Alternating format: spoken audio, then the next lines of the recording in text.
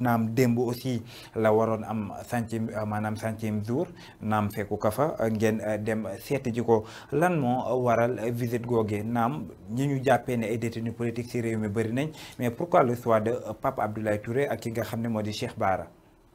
waaw xam nga il faut comprendre que F24 quand même détenu yi dafa nekk problème bu mag loo xam ne ñu ngi koy saytu boobu ba léegi buñ ko waxee buñ ko waxul.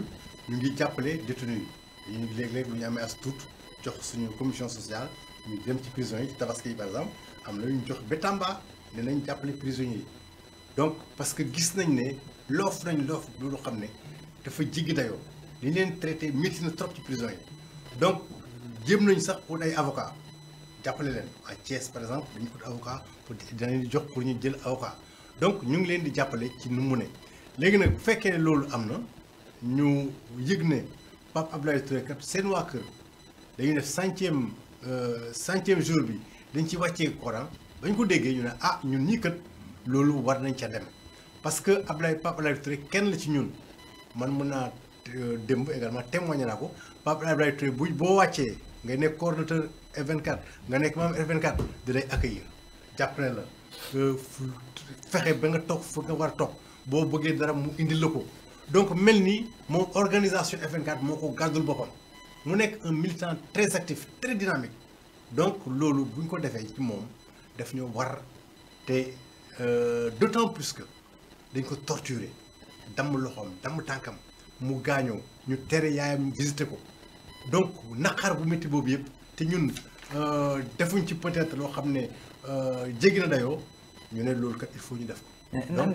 ndax nekkul ne après rattrapage ngeen di def 100 jours bu ko nit defee ci kaso ak li nga xam ne yëpp moom la fa dund ndax nekkul ne bon ñii ñenn ji wax moo di F24 moment bi nga xam ne moom lañ koy xaar gisuñu ko rawatina kenn koo xam ne dafa bokkoon biir F24.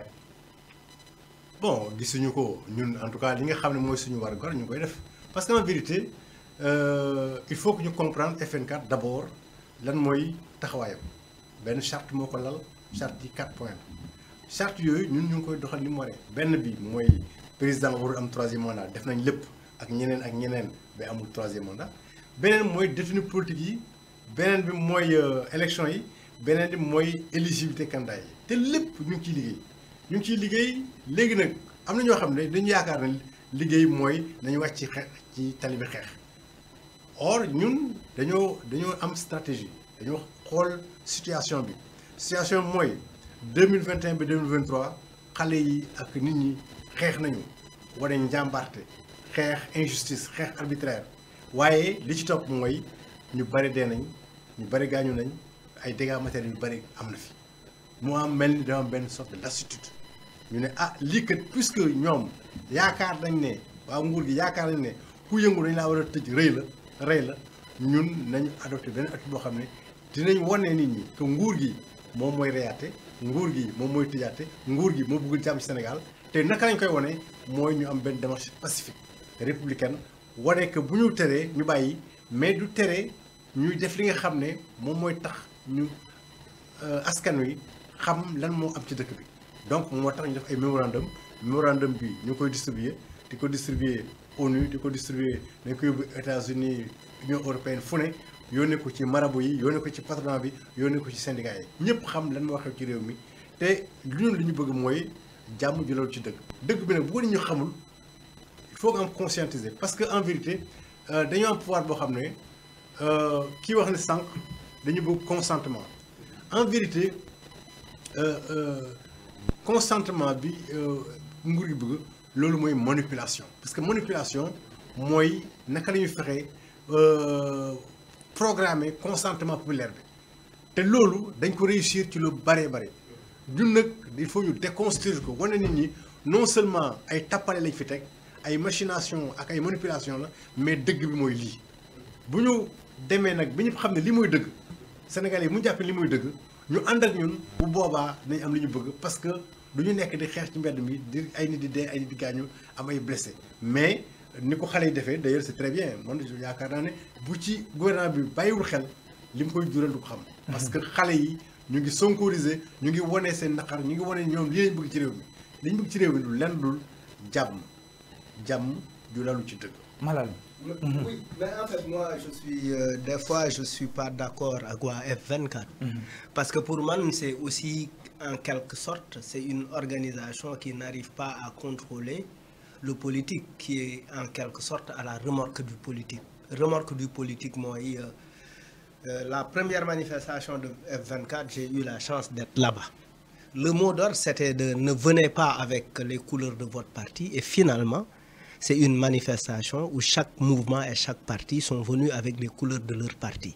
Ce qui veut dire que vous avez vos objectifs dans l'esprit de F24, mais les partis politiques ont leur propre agenda. Et que F24 est incapable, effectivement, de amul doole wu effectivement contrôler ces partis politiques là. Beneen affaire bi ma bëgg nga ñëw mooy lan mooy sa définition d'un détenu politique, parce qu'on parle beaucoup de ça.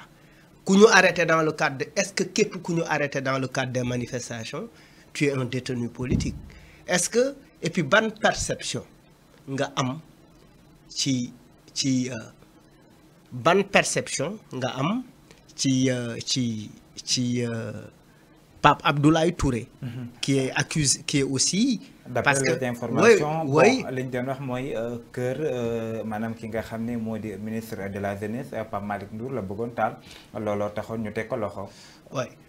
Donc bon après je sais pas les nervis sont venus et cetera ñi wala sax ñi ànd ak Pape ñi ànd ak ministre bi. Songu ko effectivement et puis il y a des images qui peuvent effectivement le prouver. Beneen affaire bi ci topp mooy naka ngay percevoir Cheikh Bara Ndiaye. Est-ce que c'est des gens que tu perçois comme des membres de la société civile, comme des gens très très importants dans le dispositif de la lutte? Bon laaj bi yaatu na je sais pas si je pourrais me reprendre mais benn mooy effectivement F24 benn mastodonte la parce que bu fekkee 200 organisations ñu ngi ci biir donc dafa nekk benn affaire bu mag a mag a mag te ñi ci biir dañu am na ñoo xam ne du ñu laale.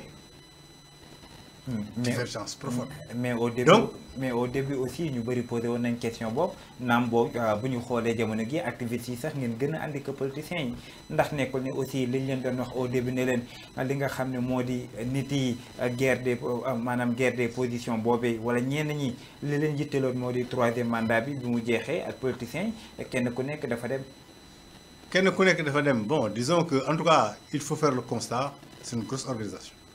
Donc am ci li nga bëgg totalement dafay jafe benn ñaar mooy tey mënuloo wax ne dem nañ wala demuñ parce qu'en vérité ñu ngi déroulé li ñuy déroulé am na ñoo xam ne gisatuñ leen c'est vrai mais am na ñoo xam ne ñu ngi ñëw donc bu ñu demee ba àgg manifestation boo xam ne peut-être bu ñu autorisé vendredi prochain dañu xam ñan ñoo fi ne ak ñan ñoo fi newul.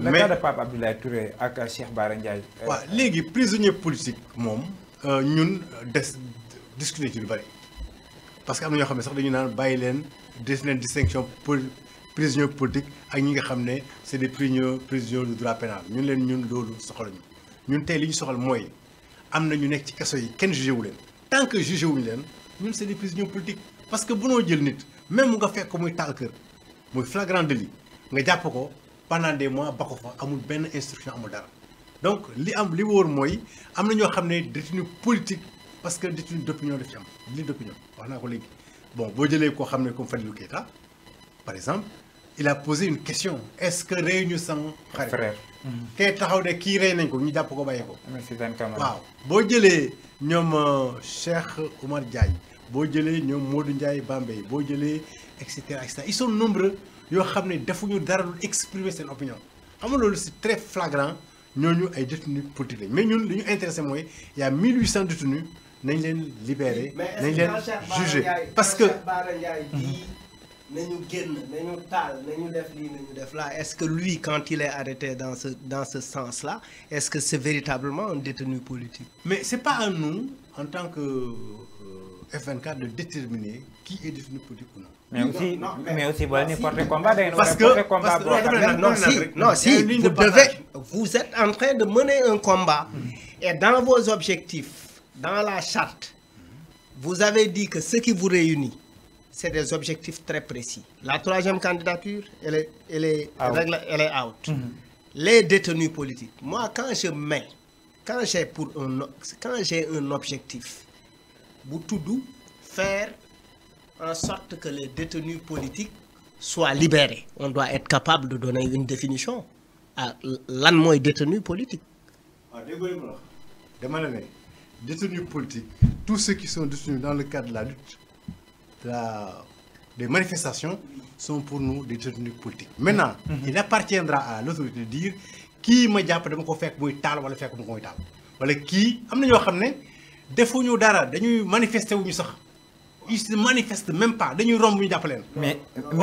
Donc il y a des formes yoo xam ne manifester ñu jàpp leen. waaw d'accord am na ñoo xam ne ñu manifester parce que dañ leen tere bu ñu leen teree ñu manifester les mains nues ñooñu c'est des détenus politiques.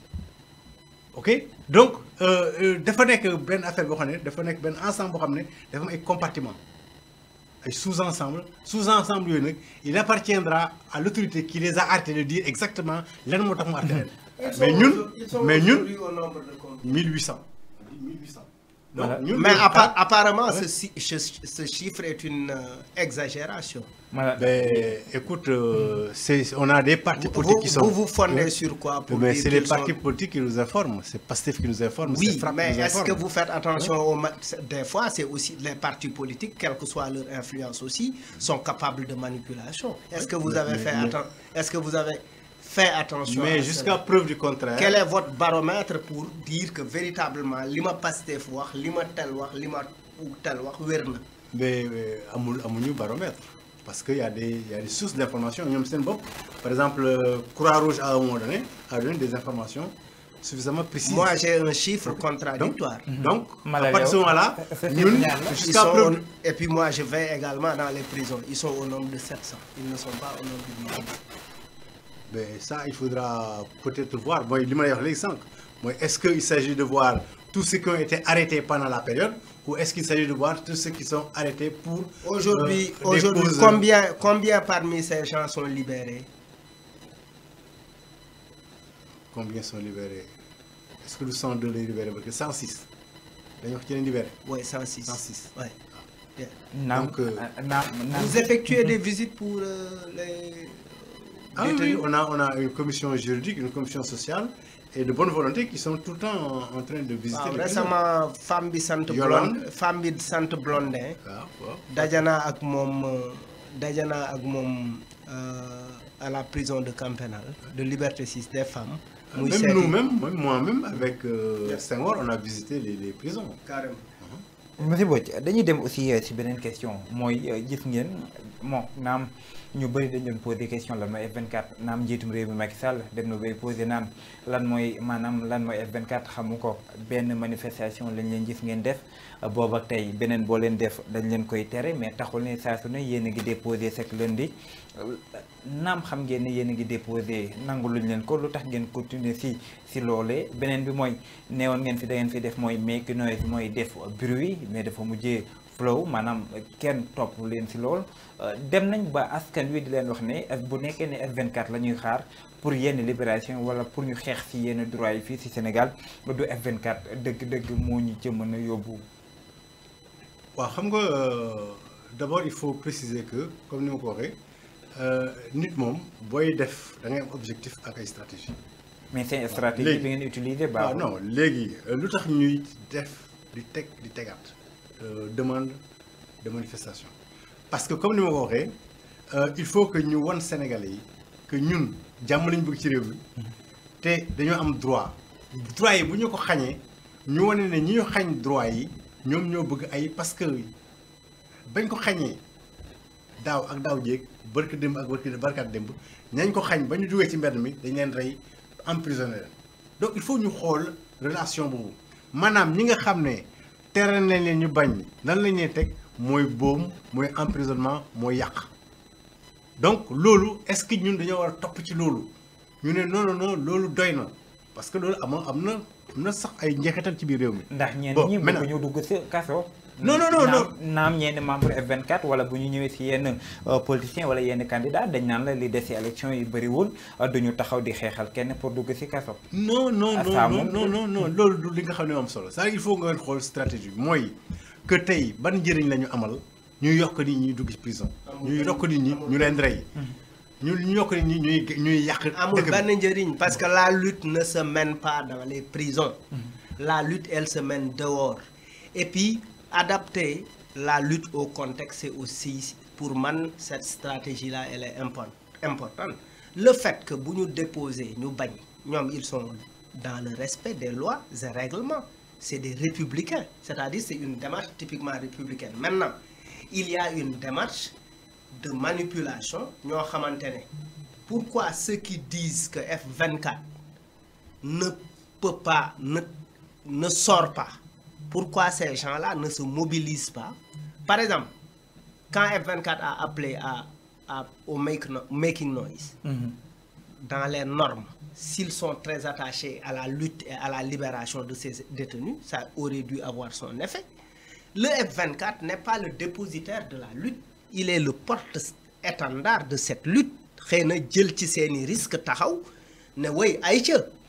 On se met devant, mais derrière, si toutes les personnes, parce que li F24 di xeexul pour, ce n'est pas une campagne pour falu, ce n'est pas il ne cherche pas à avoir un poste électif, il ne cherche absolument rien, il cherche à faire libérer des détenus de PASTEF, des détenus de notre parti, des citoyens anonymes qui sont arrêtés dans le cadre des manifestations. Ils étaient contre le 3e mandat, ils veulent des élections inclusives, ils veulent ñu xoolaat la question de l'inéligibilité de certains candidats. Li ñuy mener lépp c'est pas pour eux, c'est pour d'autres personnes. Donc en fait c'est les personnes pour lesquelles yi tax ñuy xeex, ceux qui les soutiennent, ceux qui sont avec eux, ils n'ont qu'à se mobiliser. Ce qui veut dire qu'en fait c'est les partis politiques qui ne suivent pas et qui ne sont pas sincères avec le F24. Oui, c'est loolu. Ban risque la mooy que ñu tere ñu dem xeex moom kaw parce que kaw on l'a frôlé. Est-ce que bu ñu amee kaw lan moo ciy juddu est-ce que du tax Macky Sall ne man mii kat puisque kaw am na du ma dem est-ce que du tax mu ne bon est-ce que du tax armée bi jël pouvoir bi donc kaw boobu da nga koy calculer waale. mais donc du question de ragal mais question de xalaat la moo tax ñu ne suñu xeex dañ koy def intelligence ak stratégie da ngay combiner yëpp xool lépp nga ne lii kat fi mu nekk nii li ma fi jaadu bu ëllëgee bu fekkee ne dem ci mbedd moo jaadu xëy na nañ ci dem yàlla mais pour le moment loolu jaadoogul li jaadu moo li ñu def te yaakaar nañ ne ñëpp dañu xam ne Sénégal pour mu am jàmm il faut ñu respecter loi te loi yi kan moo ko respecté wul pouvoir bi bu leer ci bopp bi na nii rek bu boobaa bu ñu leen ne kaay la ñu def nii muy nañ def bruit nañ def leneen bu ñu àndeek ñun ndànk-ndànk ci jàmm nañ am jàmm ju lalu ci dëkk. seen dernière manifestation bu mujj bi si guddi gi da ngeen def communiqué F24 lañ si gis si logo beeg yooyu ñu ne manifestation autorisée le matin ñu gis préfet génnee li nga xam ne moo di manifestation boobu dañ ko interdire les Sénégalais comprendre ñu ne peut-être dafa am manipulation bu si am si F24 wala dañ leen jox autorisation dindiwaat ko lan moo xew aussi les Sénégalais bëgg nañ xam loolu. waaw xam nga loi moom dafa ne. tout ce qui n'est pas interdit autorisé. Ce que la loi n'interdit pas elle autorise donc ñun bu ñu déposer suñu demande suñu information lettre d'information dañ koy déposer ne ñun kat dañoo bëgg a organiser état bi daf ñu war a tontu dans les 48 heures war nañu may 48 heures pour que bu fekkee d'accord ñu dem porter affaire bi Cour suprême donc ñoom bu ñu tardé mooy autoriser nañ ñu parce que comme j'ai dit tout ce que la loi n'interdit pas elle l'autorise bu ñu jàppee ne ñoom terewuñu donc ñun dañu jàpp ne autorisé nañ ko te ba minuit et demi ñu ngi réunion jotuñu benn information donc ñu ne puisque tey la donc on est déjà vendredi minuit et demi on est déjà vendredi matin ñu ne puisque xëy na ba vendredi matin jotuñu donc ça veut dire que c'est autorisé ci lañ def flyers yi ak kii yi ak xam na koy wooye moo di affiche yeeg yooyu. waaw ñu def affiche yi yónnee ko bi ñu ko yónnee ba 8 heures ñu dégg ci presse bi que c'est interdit xam nga loolu c'est un manque d'élégance républicaine. Mais vous n'avez pas reçu de notification vous disant que c'est autorisé. waaw jotuñu ko. Oui, donc c'est pas autorisé. Non, tant que. Oui, non, comme j'ai dit. Non, ça c'est un commentaire c'est un commentaire. C'est un commentaire. Oui, logique c'est un commentaire. Mais puisque légal. tu as déposé un papier, même si tu as notifié l'autorisation, on te la notifie pas par téléphone, on te la notifie par écrit. Donc en fait, c'est un peu. Yen aussi, vous avez voulu jouer dans la manipulation. Non, si, c'est pas de la manipulation. Si, parce qu'en fait, une interprétation de la loi et une interprétation qui est tout à fait légitime. C'est un commentaire, oui. Non, c'est pas un commentaire. Mais l'administration, elle est écrite. Elle est écrite, mais, oui. mais elle est écrite. Elle est écrite. Tant que... Pourquoi donc en fait vous ne dites pas, au lieu de puisque vous êtes capable de dire que vous êtes autorisé sans pour autant recevoir une autorisation, un avis favorable favorable à votre demande. Pourquoi vous trouvez nécessaire de déposer une demande? C'est-à-dire ne déposez pas, sortez dans la rue et manifestez. Non, attendez, il ne faut pas faire la confusion. Oui. Non, il ne faut pas faire la confusion. Oui. C'est-à-dire que la loi dit qu'il faut déposer une lettre d'information. Mais via la écrit, loi, oui, par écrit. Mais par écrit. Maintenant, par exemple, xam nga taxawoo rajo. xam nga defoo affiche rek. Defoo affiche rek ne le F24 vous invite à un rassemblement avant ngay déposer sa lettre.